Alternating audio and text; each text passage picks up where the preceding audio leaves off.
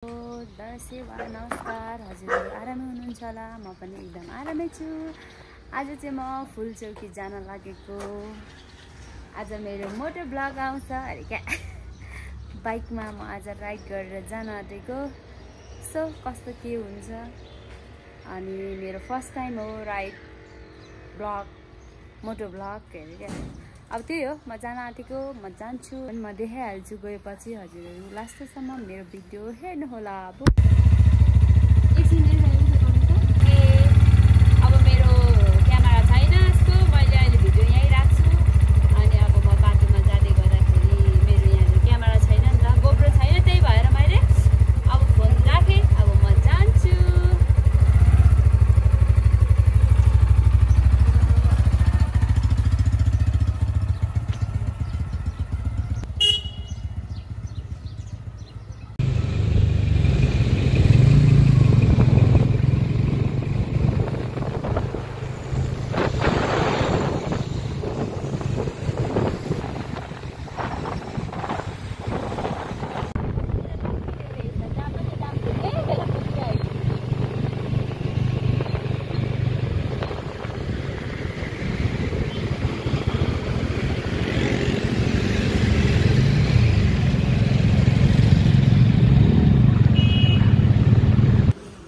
हामी चाहिँ यहाँ गोदावरी बस स्ट्यान्ड आइपुगिसक्यौँ।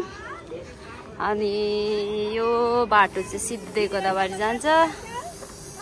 अनि यो बाटो चाहिँ फुलचौकी माथि डाँडामा बलैले आइपुगेँ म त। कस्तो गाह्रो हुँदो रहेछ हाइवेमा कुदाउनु त। सिङ्गल बाटोमा त सजिलै हो, तर जहाँ अब अलिकति जाम हुन्छ, चोकहरू आउँछ, गाडीहरू अलिक भिडभाड हुन्छ, त्यहाँ चाहिँ लास्टै गाह्रो हुँदो रहेछ। मैले मेरो फर्स्ट टाइम हो, त्यही पनि काठमाडौँमा कति भिड हुन्छ थाहा छैन। तर यता गोदावरी सातो बाटोदेखि यता भित्र पसेपछि खासै गाह्रो, मतलब खासै भिड त हुँदैन, त्यही पनि त्यहाँ चोक चोकमा भिड हुने रहेछ। म त दुईचोटि रोक्यो मेरो, मतलब एक गियरमा हालेको र न्युटनमा भएर एउटाले त कम्ता कराएन। म त नि के बाटोमा सिक्ने हो अरे। अब आफू त होचो छु, हल्का गाह्रो त भइहाल्छ नि। अनि त्यही पनि केही छैन, ठिकै छ, लाइसेन्स होल्डरवाला हो। अब के गर्नु, हाइटले हाल्दा पुगेन भन्नु पऱ्यो अरे क्या। अब हामी यहाँदेखि माथि फुलचौकी डाँडातिर लाग्छौँ। अनि त्यही हो, अब के हुन्छ कसो हुन्छ। यो चाहिँ बस स्ट्यान्ड गोदावरी। यहाँ दोकानहरू छ, खाजाहरू खाने ठाउँ।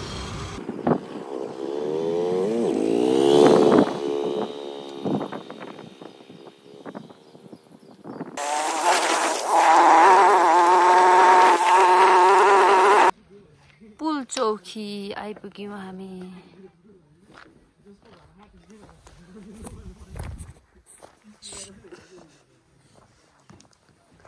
फाइनली आइपुग्यो अरे क्या। आइपुग्यो। बाटो यस्तो यति मात्रै पिच यस्तो दामी रहेछ। त्यसपछि त सब अफ रोड। फुलचौकी माईको दर्शन कस्तो, म त त्यहाँ धुलोमा फेरि झन्डै लडिनँ आधी बाटोसम्म। कस्तो गाह्रो के, यतिमा टर्निङ रहेछ। एक दुईमा पुऱ्याउने। ओह माई गड, गाह्रो हुने रहेछ बाइकमा। हाइकै हिँड्दै आउने, चट्ट लगाएर बिहानै उठ्ने अनि हिँड्दै आउने सजिलो। मलाई गल्लिने मात्रै, कुदाउनु पनि गाह्रो, गल्लिने मात्रै रहेछ।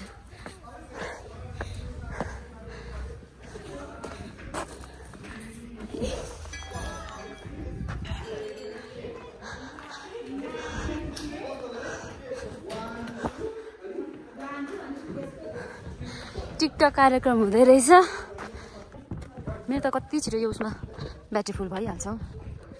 फुलचौकी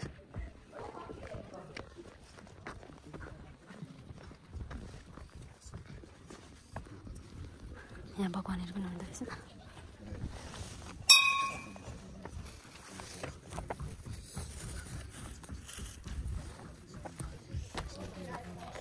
भगवान रक्षा गर्नुहोस्, भगवानले सबैलाई। यस्तो कस्तो राम्रो रहेछ।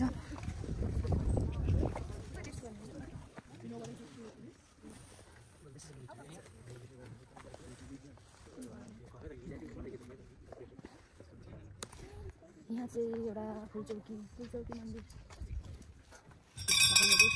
हुँदो रहेछ।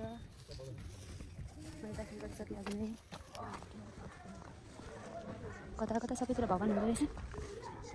त्यही हो, यही रहेछ यस्तो।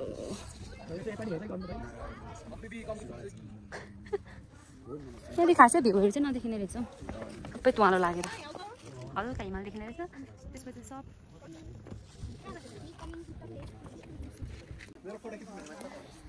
हामी यहाँ फुलचौकी मन्दिर आइसक्यौँ। तर अघि मैले पनि भिडियो चाहिँ बनाएँ।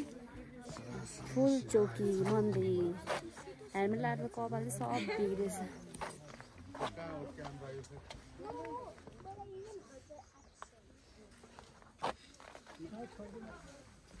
फुलचौकीमा दर्शन पनि भयो। अब यहाँदेखि लाग्नुपर्छ। यस्तो दामी यो ध्वजाहरूले क्या,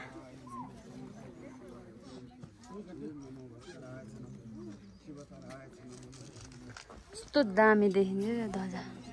अझ सर्र हावा चल्यो भने यो हली त कस्तो दामी देखिन्छ। कस्तो दामी देखिन्छ क्या।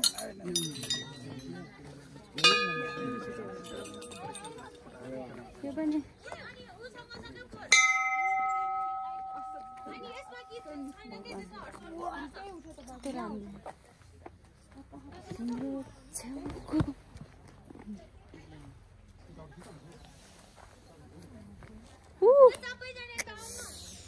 बाबा त्यहाँदेखि खासै भ्यू चाहिँ नदेखिने रहेछ क्या।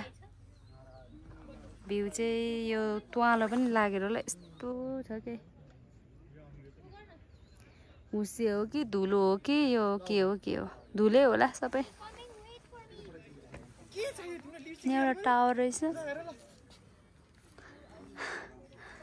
त्यो हावा चाहिँ खासै नचल्ने रहेछ न त, कस्तो बबाल देखिन्थ्यो क्या। बबाल दामी देखिने रहेछ। तर यस्तो हावा नचलेर खासै छैन हस्ता।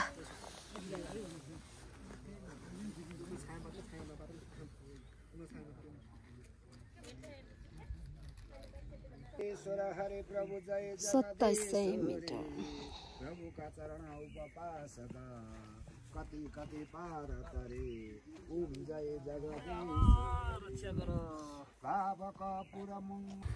यो चाहिँ हेलिप्याड जाने बाटो रहेछ। तर बाइक नजाँदो रहेछ। बाइक जान्छ भनेर आएको त बाइकै जाँदैन रहेछ।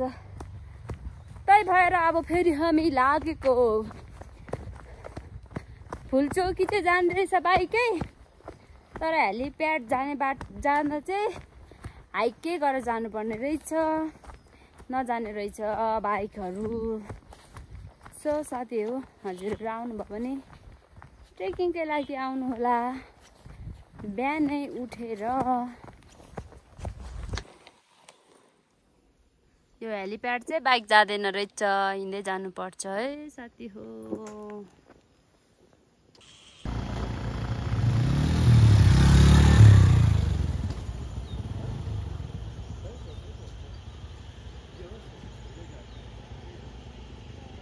हामी चाहिँ वहाँ गएर आइसक्यौँ फुलचौकी। अनि त्यसपछि यहाँ उमा चामलिङ राईको अर्ग्यानिक अचार पसलमा निस्केको छौँ। त नर्सरीहरू पनि रहेछ है। चिनी हाल्नुहुन्छ होइन। उमा चामलिङ दिदीको दोकान। अचारहरू दामी दामी अर्ग्यानिक चिजहरू अर्ग्यानिक छ। हामी पनि यहाँ अचार लिन आयौँ बाटोमा पसेर। यो चाहिँ पोर्कको अचार आधी केजीको हो। यो आधी केजीको पोर्कको अचार। अनि चिकनको पनि रहेछ। ल अब यति नै हो। ओके साथीहरू, आजलाई मैले भिडियो यहीँ इन गर्छु। म फुलचौकी पुगेर आइसकेँ अनि उमा चामलिङ दिदीकोबाट पनि अचार लिएर आएको छु। त्यो खाएर चाहिँ म हजुरहरूलाई भिडियो हालिहाल्छु कस्तो रहेछ भनेर। अनि अब हजुरहरूले अन्तिमसम्म हेरिदिनु भएकोमा धेरै धेरै धन्यवाद। Don't forget like, comment, share and subscribe. माया गरिदिनु होला, सुझाव सल्लाह दिनु होला मेरो भिडियोमा केही कमी कमजोरी भयो भने। अनि हजुरहरूको जति पनि साथीहरू छ सबैलाई सेयर गरिदिनु होला, माया गर्न नछोडिदिनु होला। म पनि यस्तै घुमेको भिडियोहरू हजुरहरूलाई हालिरहनेछु। अब त्यही हो, हप्तामा एकचोटि हाल्छु होला सायद म भिडियो। माया चाहिँ गर्न नछुटाउनु होला है त। Bye bye, lots of love. Hello साथीहरू, आज चाहिँ मैले यो उमा चामलिङ राई दिदी हुनुहुन्छ, उहाँको अचार, उहाँको दोकानबाट अचार लिएर आएको थिएँ। सो म यो अचार ट्राई गर्दैछु कस्तो रहेछ, रिभ्यू हेरेँ क्या। वाउ, दामी नै छ सेन्ट।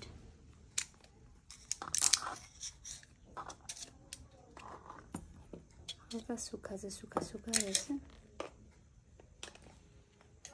थोरै म ट्राई गरिहाल्छु, खाइ ल।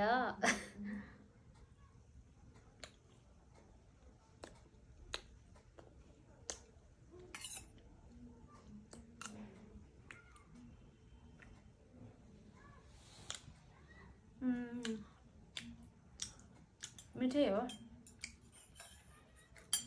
मिठो छ त्यस्तो अलिक सुक्खा रहेछ, मिठो चाहिँ मिठै छ।